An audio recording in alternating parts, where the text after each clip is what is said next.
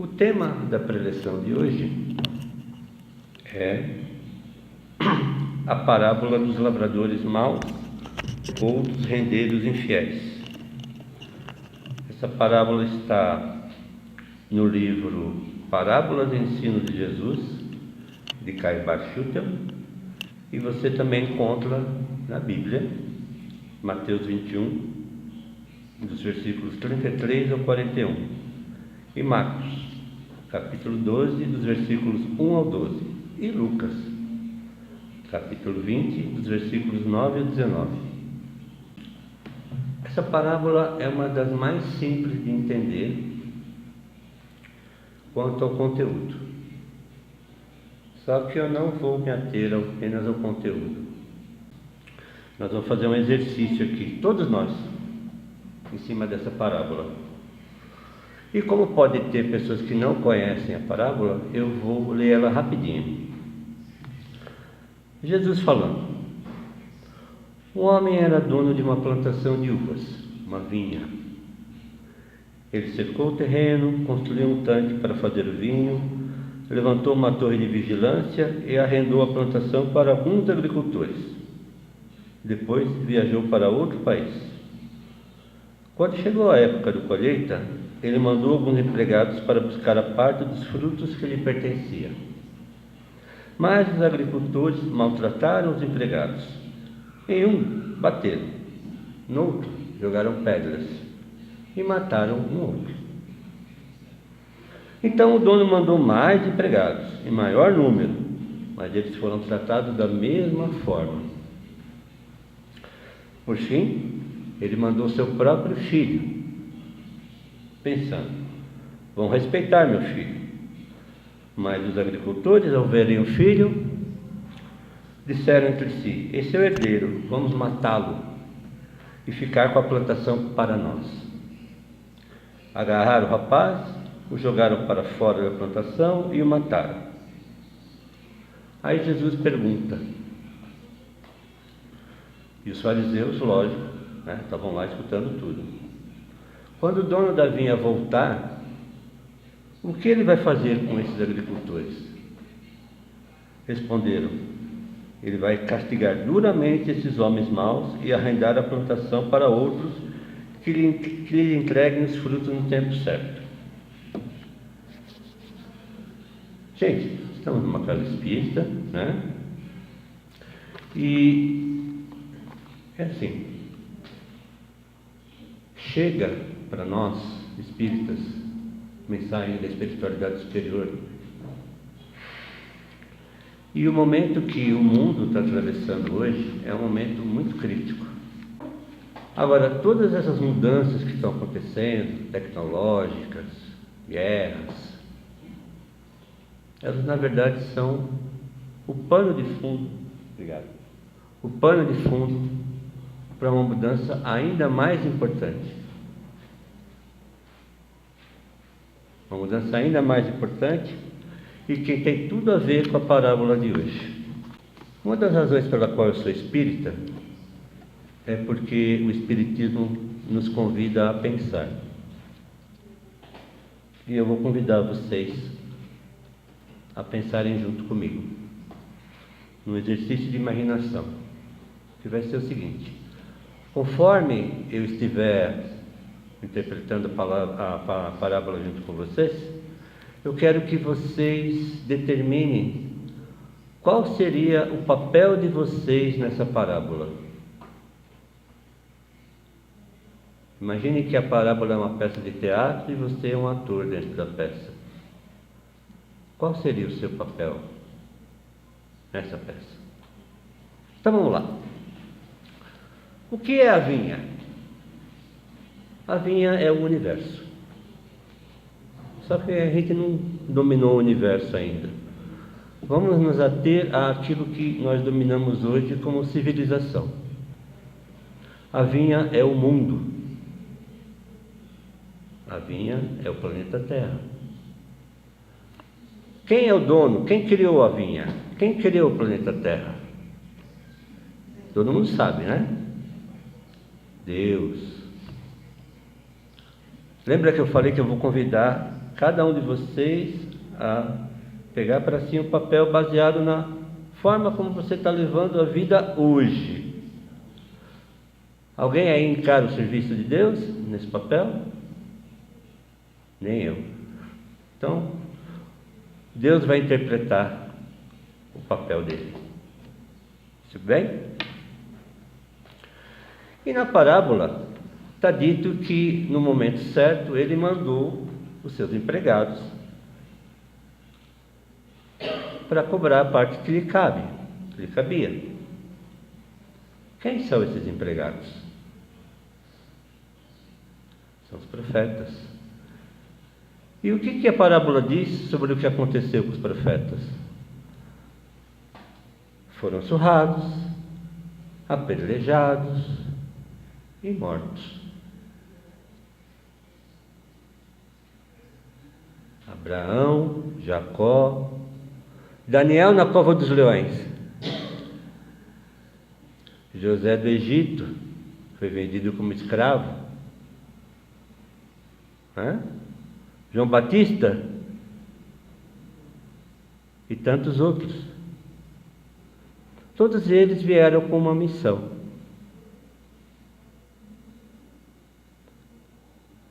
Será que dá para eu interpretar esse papel? Eu acho que ainda não. Papel meio difícil. Tá, vamos continuar ainda, tem muitos papéis ainda. O filho. O dono da vinha mandou o filho. Quem é o filho? Jesus. O maior de todos os profetas. Tem alguém aqui capaz de interpretar o papel de Jesus? Nem eu.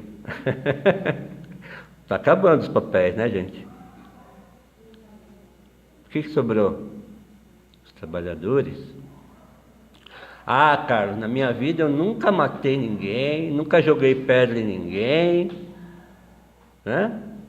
Nunca falei mal de ninguém, não matei ninguém. Eu acredito em vocês. Mas vamos guardar essa frase. Tem gente rindo, olha, estou achando que talvez. Eu acredito em vocês, mas guarda a frase. Vamos procurar um exemplo mais próximo da gente. O que aconteceu no ano de 1500? Descobriram o Brasil. E hoje, o que a gente chama de Mata Atlântica, era uma floresta que ia do sul até o norte do país, no litoral do Atlântico. Hoje, essa Mata Atlântica está reduzida a quase nada. Mas tudo bem, porque nós somos os trabalhadores. A vinha é o planeta. E isso me faz chegar à seguinte conclusão de que por que os agricultores faziam o que faziam com os profetas e com o filho. Eles não estavam fazendo um bom trabalho, então não tinha o que dar de volta para o dono da vinha no momento em que ele viesse pedir. Vocês estão entendendo onde eu estou querendo chegar? Carlos, em 1500 eu nem era nascido. É verdade também. Qual é um dos 5 pilares da doutrina espírita? Pluralidade das existências. Nossa, que coisa difícil. Reencarnação.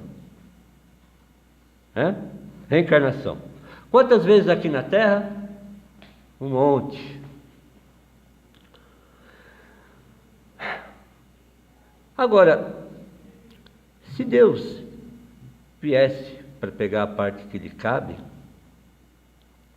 nós, trabalhadores, o que nós teríamos sobrando para dar para ele de volta? Guerras, fome, ódio, egoísmo, orgulho. Esqueci alguma coisa? Individualismo.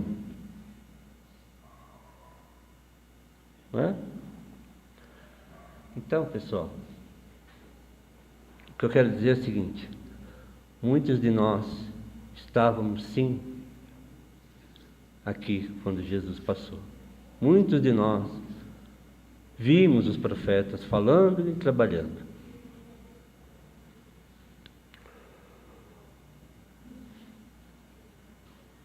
E alguns de nós fizemos mal a essas pessoas. Ah, Carlos, isso é muito fantástico. É muito difícil de acreditar. Todo espírita acredita nisso. Que eu acabei de dizer. E no que é que se baseia a fé dos espíritos? Eu pareço uma vitrola quando eu falo isso, tá? Disso riscado. A fé, a minha resposta para essa pergunta são 3 coisas: relacionamento com Deus. Se você não se relaciona com Deus, se você não tem Deus com você está em maus lençóis. Tem um ditado que diz assim: Deus mais um é uma maioria. Então é melhor ficar do lado de Deus. A segunda coisa, eu preciso entender Deus. Por que as coisas são como são? Por que as leis de Deus funcionam do jeito que elas são? Eu preciso estudar. Se você não é espírita, mas é cristão, você tem que entender a doutrina do Cristo.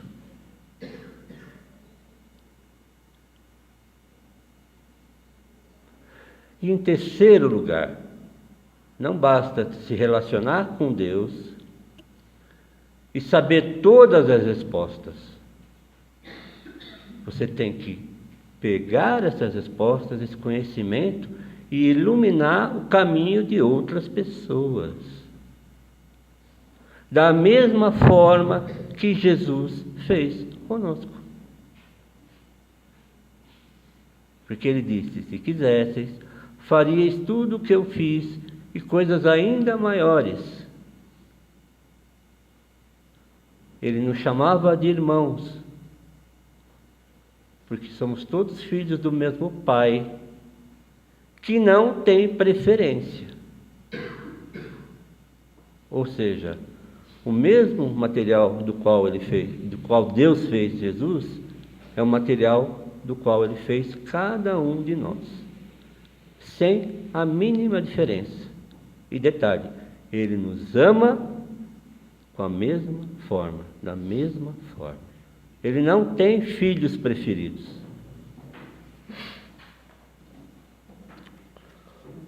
Ah, Carlos, e se eu só viver minha vida não fazendo mal para ninguém, está tudo bem? O que vocês acham? Não. Isso não é suficiente, tá? Esse aqui é o livro dos Espíritos.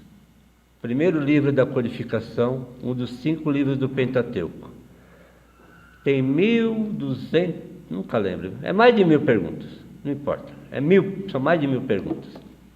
Pergunta 642. Kardec pergunta para os espíritos, assim, olha só. Basta o homem não praticar o mal para agradar a Deus e ter um futuro melhor? Resposta dos espíritos: não, é preciso também fazer o bem no limite das próprias forças. Não é pegar 10 reais que você tem, que sobrou no bolso, e jogar no chapéu do pedinte. Porque quando você tem, você dá. Quando você não tem, você não dá.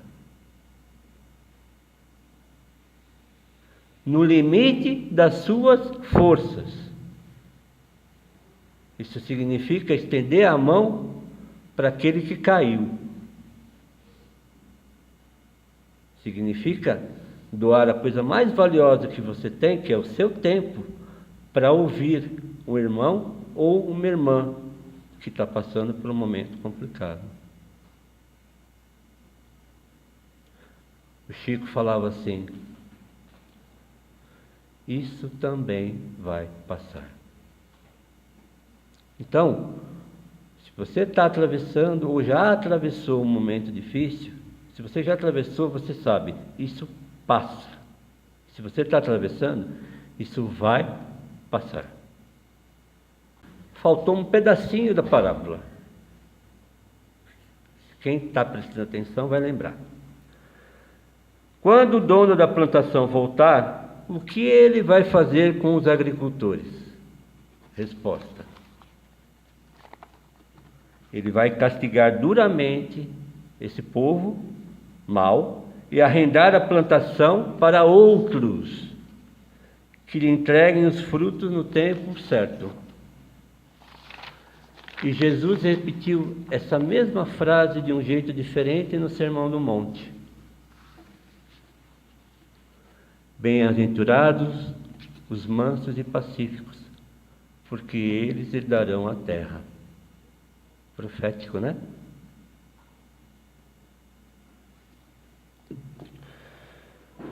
Uma coisa que Deus não vai fazer. Vai pegar uma varinha mágica, bater na cabeça de cada um e transformar todo mundo em manso e pacífico. Isso Deus não vai fazer. Sabe por quê? Por causa de uma coisa chamada livre-arbítrio. Mas se Deus não vai fazer isso, o que é que Ele vai fazer? Exatamente o que um técnico de equipe de esporte, seja lá qual for, faz quando um atleta não desempenha bem a função dele na equipe. O que acontece com esse atleta? Ele vai para o banco e outro assume o seu lugar. Ou então ele vai fazer alguma coisa parecida com o que acontece com um funcionário de uma empresa, quando esse funcionário não desempenha bem as atividades dele. Ele é demitido. Só que Deus é amor. Deus é amor. O que Ele vai fazer? Bom, Ele vai nos colocar num lugar que seja compatível com o teu momento espiritual. Sabe por quê? Eu falei da evolução tecnológica e está sendo dado muito poder na mão de pessoas que não têm capacidade de lidar com esse poder. E a maior prova disso é o que as pessoas estão falando e fazendo. Falando na internet, ou fazendo uns com os outros. Hoje você aprende a fazer qualquer coisa na internet. E as pessoas estão aprendendo a fazer coisas muito ruins com os outros. Se esse poder aumentar, sabe o que vai acontecer? Nós vamos nos destruir. Só que Deus não vai deixar isso acontecer. O que vai acontecer é que vão sobrar os mansos e os pacíficos. E os outros? Eles vão para outro lugar.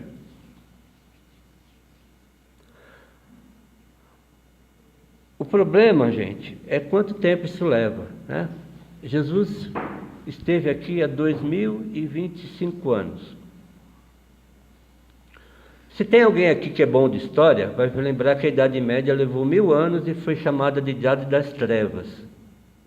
Quer dizer, todo esse avanço que nós vivemos hoje no planeta Terra foi construído em 1000 anos.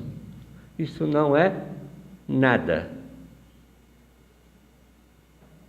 para um espírito. 1000 anos não é nada. Então, o que nós precisamos fazer é aprender o básico.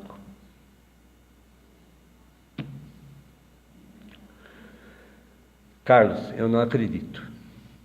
Isso é muito fantástico. É direito de cada um acreditar. Acabei de falar no livre-arbítrio, né? Mas eu aconselho que cada um de nós fique atento aos sinais. E para quem ainda não consegue acreditar, eu sugiro uma coisa.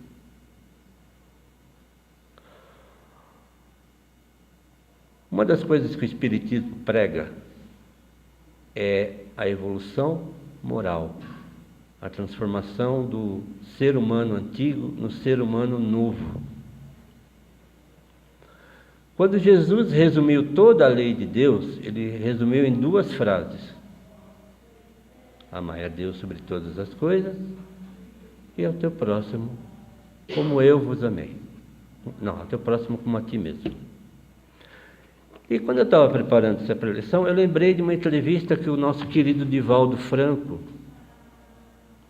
deu para o Jô Soares faz uns 10 anos. Está na internet, tá? É só procurar. Divaldo Franco no Jô Soares. E ele falou uma frase que eu não vou esquecer jamais. Ele falou para o Jô assim: eu respeito muito mais um ateu correto do que um religioso hipócrita. Deus não quer, aliás, Deus não precisa que você acredite nele. Ele é Deus. E você vai descobrir mais cedo ou mais tarde. Então, fica só com a segunda parte. Amai ao teu próximo como a ti mesmo. Imaginem 8 bilhões de seres humanos se amando e se respeitando. Pode ser um bando de ateu. Bom, a vida vai ser bem melhor.